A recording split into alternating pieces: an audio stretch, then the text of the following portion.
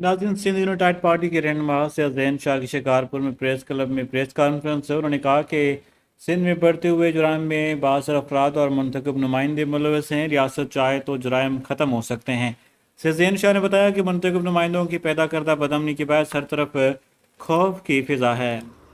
बेदार जी तयारीअ लाइ सभिनी माण्हुनि खे पंहिंजो ॿुधाइनि पिया मुल्क पंहिंजा नुक़सान आहिनि हिकु इहो पासो हिन इलाइक़े जा थोरी मामला ई मूंखे यादि आहे त जेको हिकिड़े ॾींहं में कमु कंदो हुउसि, अॼु मूंखे 3 ॾींहं लॻा। इन करे शाम खां पोइ निकिरणु नथो थिए। कश्मीर मां आयुसि त कंद कोटा निकिरणु न ॾिनो, उते ई खां वरी त चुल्हा थी। तव्हां सीनियर दोस्त बि हिते वेठा आहियो। असांजो सिंध में निकिरणु पोयां 2 ॾींहं असांजा कश्मीर ज़िलो में कश्मीर, कंदकोट, जैकबाद, चुल्हो इहो असांजो प्रोग्राम हो ऐं मुख़्तलिफ़ ज़िलनि में वञूं पिया।